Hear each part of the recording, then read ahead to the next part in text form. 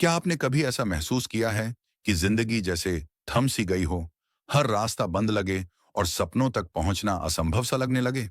हम सभी की जिंदगी में ऐसे पल आते हैं जब अंधेरा इतना गहरा हो जाता है कि उम्मीद की एक छोटी सी किरण भी हमें रोशनी जैसी लगती है।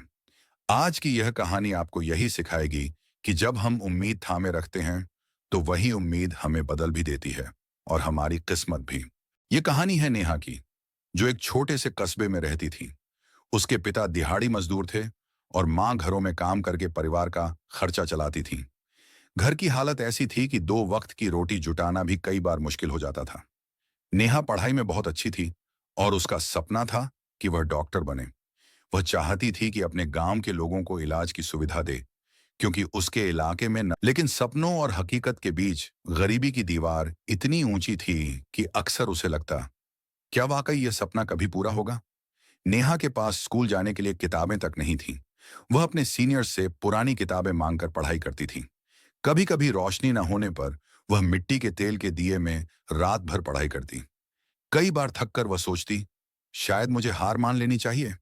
लेकिन हर बार उसकी माँ उसे यही कहती, बेटी, जब अंधेरा ज्यादा गहरा हो तो समझ लो कि सुबह पास ही है।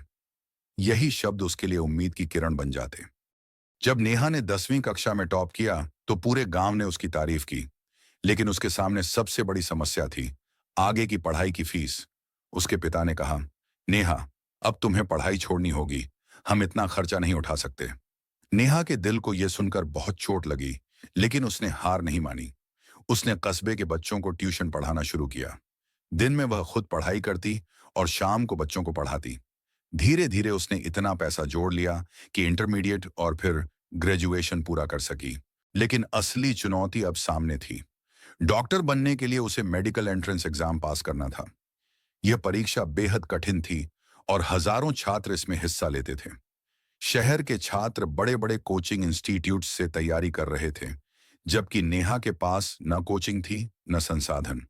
उसके पास केवल पुरानी किताबें, गांव की लाइब्रेरी और उसका आत्मविश्वास था।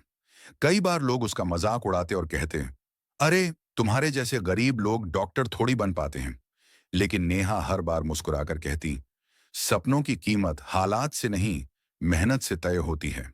नेहा ने पूरी मेहनत से पढ़ाई की, दिन में लाइब्रेरी और खेतों में मदद करती और रात को दीपक की रोशनी में पढ़ाई करती। आखिरकार परीक्षा का नतीजा आया और नेहा ने टॉप रैंक के साथ मेडिकल एंट्रेंस पास कर लिया। उसकी खुशी का ठिकाना नहीं था। गांव में जश्न का माहौल था। लोग कहते, नेहा ने सच में साबित कर दिया कि उम्मीद कभी हार नहीं मानती। आज नेहा एक सफल डॉक्टर है।